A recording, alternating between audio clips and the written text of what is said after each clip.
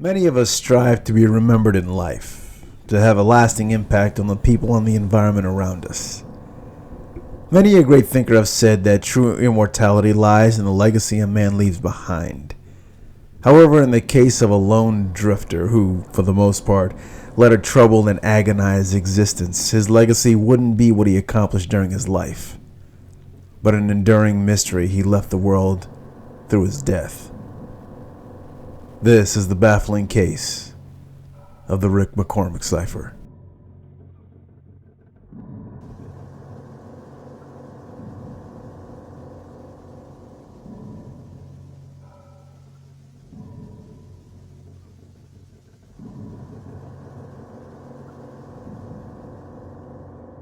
Let's set the scene. A hot night in late June of the year 1999. The place just on the outskirts of Alton, Missouri. Police are alerted to the presence of a decaying body dumped somewhere in a vacant field. Through subsequent testing, the body is identified as 41-year-old Rick McCormick. Let's rewind the clock. Rick McCormick was born on June 14, 1958, and he was well acquainted with hardship from almost the very beginning. As a child, he struggled in school and eventually dropped out altogether, barely literate and lacking in fundamental life skills anyone would need to survive out in the world. As a matter of fact, it was noted that the only thing that young Rick could actually write was his own name.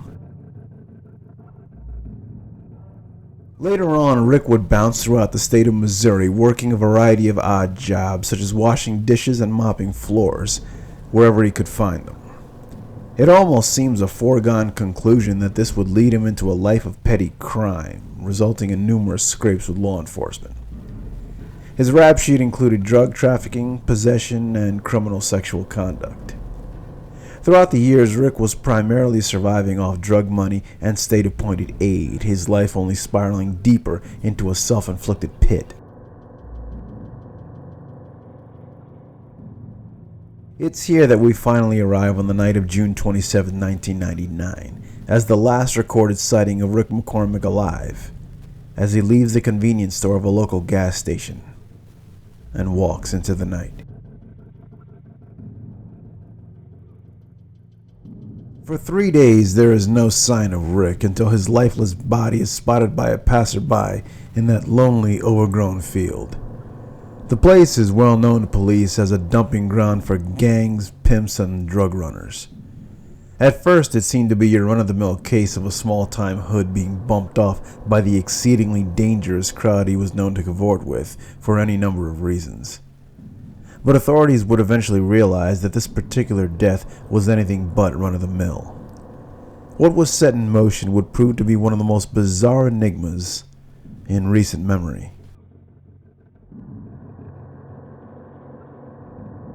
Medical specialists deduced that Rick died mere hours after he was last seen and quickly dumped, where he would be discovered some 72 hours later. Due to the rapid rate of decomposition, examiners were unable to pinpoint an exact cause of death, and although he was heavily involved in the drug trafficking scene, he wasn't known to partake in any actual substances himself. With little leads in the case, the death of Rick McCormick stood idle and unsolved, his file collecting dust on the shelf for the next 12 years.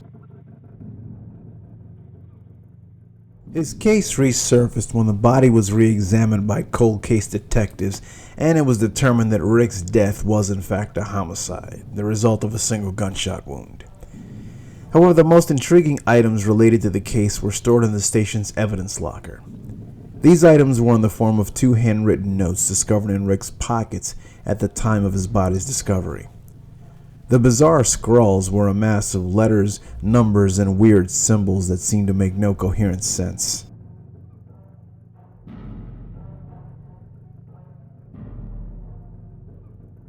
Mystified by the text, Missouri State Police sought the help of outside agencies such as the FBI and even CIA codebreakers and cryptographers to see if the mysterious notes held some deeper meaning that could possibly lead to the truth behind Rick McCormick's murder. Their findings would only lead to more questions. It was determined that the notes had indeed been authored by Rick, and secondly, the text was structured as a very complex cryptographic cipher. After months of toil by the FBI and the American Cryptogram Association, all attempts to decode the mysterious notes had failed. The decision was then made to release the information to the public at large. The response by the people was so overwhelming that a separate page dedicated solely to the mysterious ciphers had to be set up on the FBI's main website. Of course, several theories have been proposed in the ensuing years. One main idea centers around a key sequence of letters and numbers in parenthetical arrangement as seen here. 3 numbers that seem to be prevalent throughout the cipher are 71, 74, and 75 respectively, and are thought by many to be the secret to cracking the code, whatever that may be. 2 notoriously violent criminals have been tenuously linked to Rick McCormick's death. On the streets, these men are known as Hamdallah and Gregory Lamar Knox. However, no charges have ever been filed against either man, as there is, as of yet, no sufficient evidence to convict. And of course, both have aggressively denied involvement in the murder of Rick McCormick. As interest in the ciphers grew, so too did the life of the man that penned them. Soon, Rick McCormick's remaining relatives were bombarded by media spotlight. However, they seemed to be as much in the dark about Rick's death and the mysterious notes as anyone else. In fact, several members of his family greatly doubted that Rick had even written the notes, as they were far too complex for a man that reportedly could barely write his own name. Many investigators believe that the mysterious notes are a mix of gibberish and a complex code known in the underground as smuggler's shorthand, used by a wide variety of dealers when passing product. Several other possibilities have been put forward, including mental illness, a very strange medical dosage tracking record, and even alien hieroglyphs, as unbelievable as that might sound. What is the truth behind the puzzling encoded messages found on Rick McCormick's person after he died? Was it the ramblings of a feverish mind entrenched in the depths of mental illness? Perhaps a drug trafficker's code of sale, or perhaps, just perhaps, Rick was trying to tell the world something. Something that he alone knew. Something that the rest of us can only guess at. Sadly, he took his secrets to his grave, and as time marches onward, we hear the tragic whispers of a long-dead voice on the winds. Listen closely, for it may be telling us the answer. However, it may be an answer that we just wouldn't expect. Maybe Rick McCormick was trying to tell us to question everything and trust no one.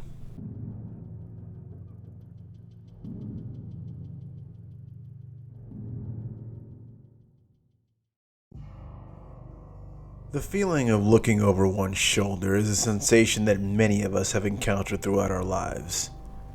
But now imagine that paranoia multiplied many times over to the point where it governs the way you think, speak, and even act. This was the case for a Canadian man who in the last days of his life embarked on an irrational odyssey that spanned thousands of miles over a fever-induced nightmare that eventually led to his unexplained death in the American heartland. This is the eerie and perplexing case of Blair Adams.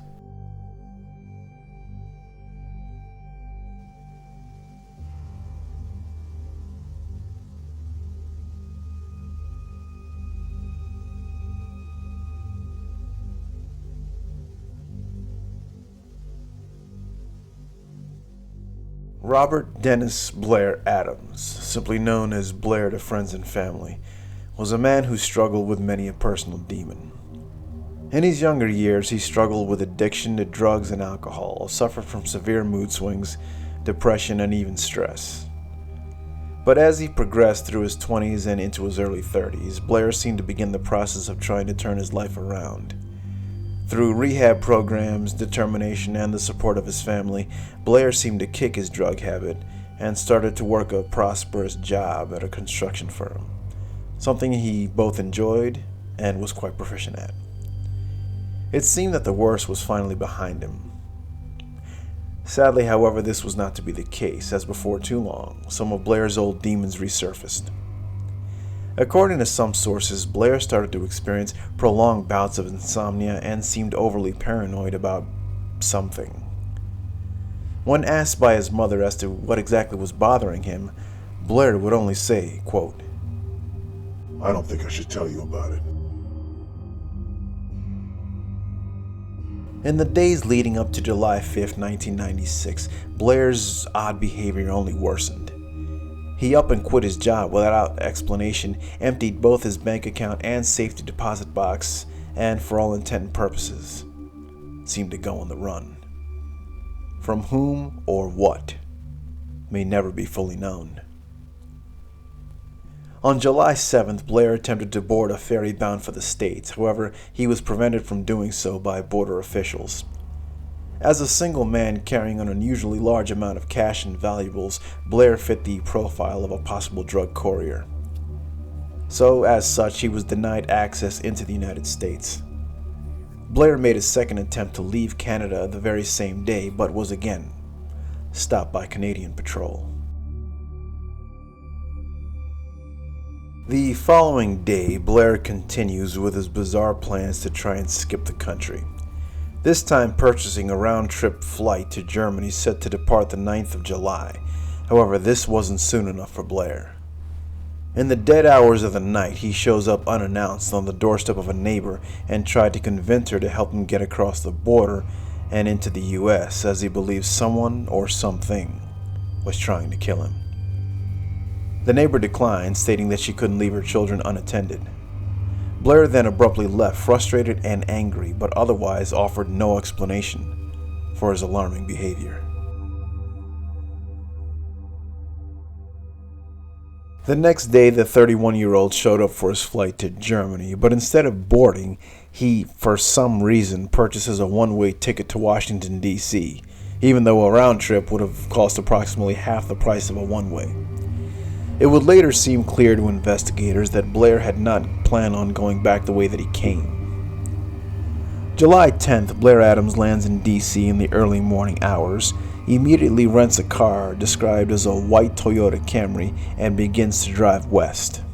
Again, his actions not following any sort of rhyme or reason. Later the same day, he stops off in Knoxville, Tennessee, presumably to gas up. While at a gas station, Blair locks himself out of his car and asks an attendant for help. The attendant notices that the key Blair had been using to try and unlock his car was a Nissan key, bearing in mind that Blair was driving a Toyota. The beleaguered traveler claimed to have no other key, and after searching in vain for another set, a towing company is called. After driving the car to a nearby shop, the tow driver drops Blair off at a local motel. Investigators learned through surveillance footage at the hotel that Blair had gone in and out of the front lobby an excess of 5 distinct times in the span of an hour. When later questioned by police, the front clerk said that the man was behaving very strangely to the point of exceeding paranoia, almost as if Blair expected someone to walk in on him, even though there seemed to be no one else in the immediate vicinity. Finally, Blair paid for a room using a $100 bill, but before he could receive his change, the man simply walked out of the front lobby, never to return. He never even entered his room, and sadly, this would be the last time Blair Adams would ever be seen alive.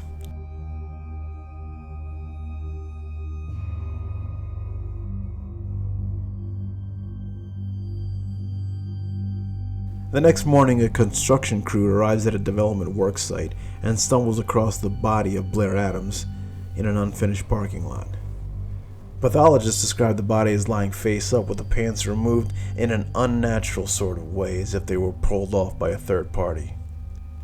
His socks were turned inside out, his shoes off, and his shirt ripped open. The cause of death was officially listed as a ruptured abdominal cavity, as Blair seemed to have suffered a severe beating along with several scratches and defensive wounds on his hands.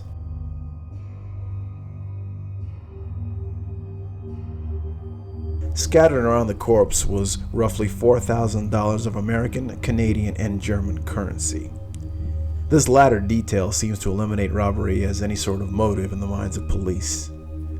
Additionally, no murder weapon was ever found, and later searches of the surrounding property as well as Blair's car and rented room came up empty.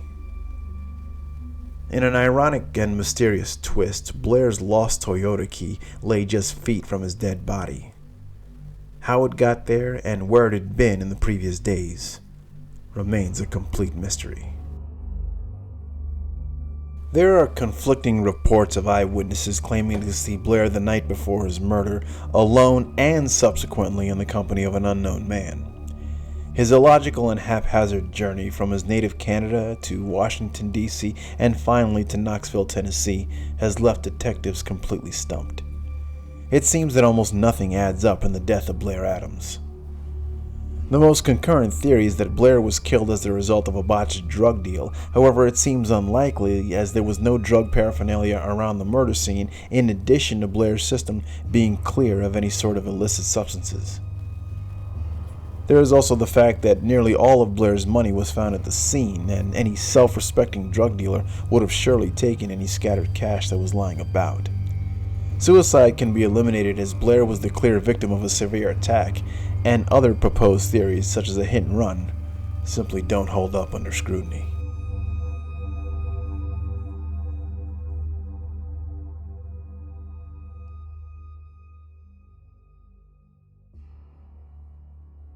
So in the end, we're left scratching our heads. Just who or what was Blair Adams running from? What could have possibly been the motivation behind his chaotic path that took him nearly 2,000 miles across the upper half of North America? If the perceived threats on his life were indeed imaginary as many claim, then just how did Blair Adams end up dead in a deserted construction site on the outskirts of Knoxville? So many questions, yet so little facts. This is the who, the how, and the where. Yet it is up to us to figure out the why. In Blair Adams' journey towards oblivion, he clearly ignored all the warning signs posted on the side of the road. The ones that said, question everything, and trust no one. This has been Dark Visions. Pleasant dreams.